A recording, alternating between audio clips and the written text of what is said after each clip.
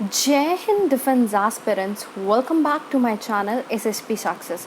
For any query regarding SSP and AFSP, please join our Telegram channel SSP Success, whose link is given in the description box. And for more updates regarding SSP and AFSP, do subscribe our YouTube channel SSP Success. So today we are going to cover an important topic which was in news, and that is 48th G7 summit, which was conducted recently, and it is very important for your SSB and AFSB point of view in terms of group discussion and lecture. So let's get started with our topic.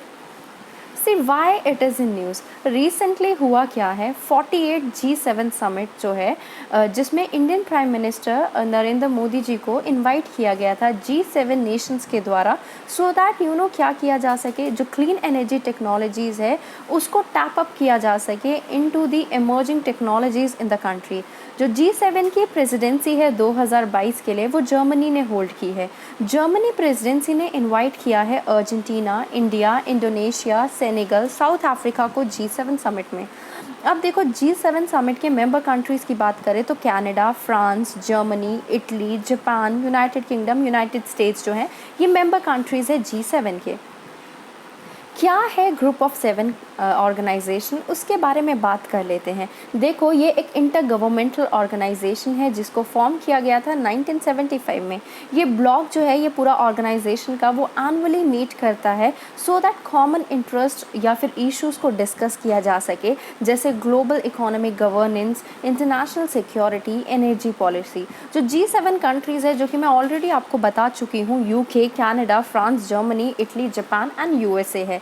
सारे G7 countries और India जो है वो part है G20 के। G7 का कोई formal charter नहीं या फिर सेक्रेटरीट नहीं है, और जो प्रेसिडेंसी है जो रोटेट होती है उसके मेंबर कंट्रीज़ के बीच में हर साल, और जो है ये क्या करते हैं अपने एजेंडाज़ को सेटअप करते हैं। शेरपाज, मिनिस्टर्स और एनवॉयज़ हैमर, मतलब वो पॉलिसीज़ इनिशिएटिव्स को जो है फॉर्म आउट करते हैं समिट के होने से पहले। 2022 में G7 कंट्रीज़ जो है वर्ल्ड की 10th वर्ल्ड पॉपुलेशन है। 31% ग्लोबल GDP जो है G7 कंट्रीब्यूट करती है।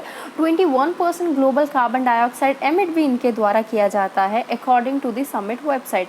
चाइना और इंडिया जो कि दो मोस्ट पॉपुलस कंट्री है जिसकी लार्जेस्ट GDP फिगर्स है वर्ल्ड में, ये इस ग्रुपिंग का पार्ट नहीं है। जो G7 कंट्रीज़ है उनका एनुअल पब्लिक सेक्टर एक्सपेंडिचर जो है वो एक्सीड किया था रेवेन्यू को 2021 में, और सारे G7 कंट्रीज़ के high level of grass depth है, स्पेशली जापान जिसके 263% ऑफ GDP है, इटली का 151% है, US का 133% है।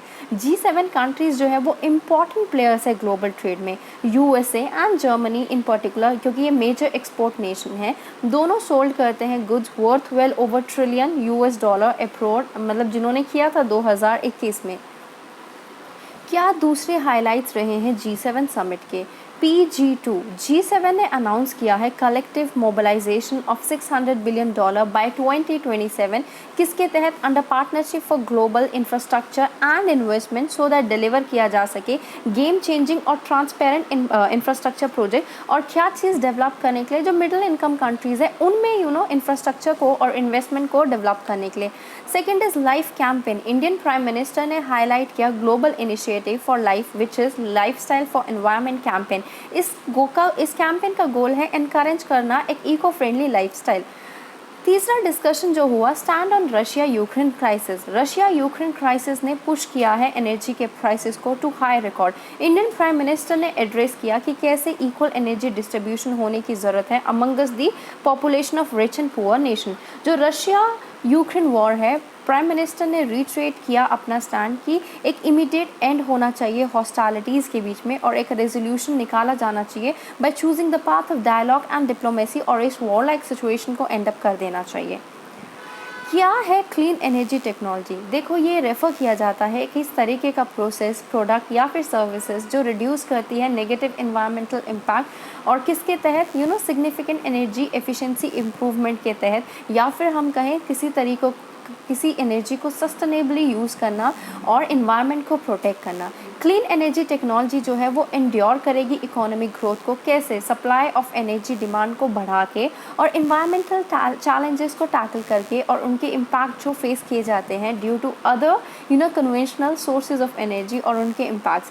क्लीन टेक्नोलॉजी इंक्लूड करती है ब्रॉड रेंज ऑफ टेक्नोलॉजीज जो रिलेटेड है recycling, renewable energy. Renewable energy में आपकी आ जाती है wind power, solar power, biomass, hydro power, geothermal, biofuels और information technology, green transportation, electric motors, green chemistry, lightning, grey water, ये सारे टेक्नोलॉजी से रिलेटेड है clean air technology. Emerging market for clean technology in India, governmental regulation. देखो एक active media और awareness देखी गई है लोगों के टूवर्ड्स इन्वायरमेंट में, और इंडिया जो है वो इस चीज़ के तरफ बढ़ता जा रहा है प्रो इन्वायरमेंट स्टैंड को अडॉप्ट करके सारे डेवलपमेंट स्ट्रैटेजीज में। Second is adopting newer and cleaner technology. ये जो अडॉप्शन है न्यूअर और क्लीनर टेक्नोलॉजी का, ये हेल्प करेगा इंडिया को किस चीज़ में? लीप करने में, किस क्या मतलब एक तरीके से सस्टेनेबल ग्रोथ पाथवे की तरफ बढ़ने में, और इंडियन इकोनॉमी जो है अनप्रेसिडेंट रेट से बढ़ेगी। इसके बाद ग्लोबल क्लाइमेट नेगोशिएशन, जो करंट ग्लोबल नेगोशिएशन है क्लाइमेट चेंज पे, वो प्रेशर पुट ऑन कर रहा है रैपिडली किस चीज़ पे? डेवलपिंग इकोनॉमीज़ पे like India, so that adopt किया जा सके ग्रीन टेक्नोलॉजीज़ को।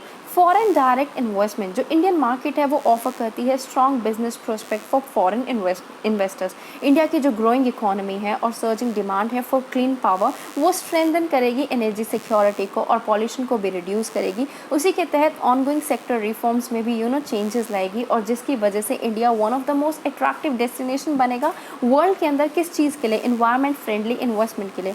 Next is low carbon technology. India particularly well placed है to become a global leader in renewable batteries and green hydrogen। और दूसरे लो कार्बन टेक्नोलॉजीज़ हैं वो एक मार्केट क्रिएट कर सकते हैं जिनकी वर्थ $80 बिलियन होगी इंडिया में in India by 2030। Development in India, India ने अचीव किया है target of 40% energy capacity from non fossil source and 10% ethanol blending in petrol. India के पास वर्ल्ड का first fully solar power operated airport है। India एक one of the largest energy producing countries है from renewable sources, और ये electricity sector जो है जिसमें रिन्यूएबल एनर्जी अकाउंट करती है 20% of the total installed power capacity. अब वीडियो को पॉज करके देख सकते हो कि कितनी तरह की रिन्यूएबल एनर्जी सोर्सेज हैं इंडिया में, जैसे hydro power, wind power, solar energy, biomass, geothermal, green energy, hydrogen. क्या बेनिफिट्स है क्लीन एनर्जी के? देखो, क्लीन एनर्जी प्रोवाइड करती है एक variety of environmental and economic benefit, जिसमें रिडक्शन इन एयर पॉल्यूशन भी आता है। एक डाइवर्स क्लीन एनर्जी सप्लाई करती है और रिड्यूस करती है dependence on imported fuels. Renewable clean energy के पास इनहेरेंट कॉस्ट सेविंग है और कोई ज़रूरत भी नहीं है उनको एक्सट्रैक्ट और फ्यूल को ट्रांसपोर्ट करने की, जैसे ऑयल, कोल, और जो रिसोर्सेज है वो रिप्लेनिश हो जाएंगे नेचुरली। दूसरे इंडस्ट्रियल बेनिफिट्स है क्लीन एनर्जी मिक्स के, that is creation of jobs जो डेवलपमेंट लाएंगे, manufacturing and installment of the clean energy resources of the future, that will help all of the countries. So guys, that was all. I hope you like the video. If you like it, do like it, share it and subscribe our YouTube channel SSB Success. Guys, your likes and comment motivate us to make more and more videos, so keep on liking and commenting on each and every video. Thank you.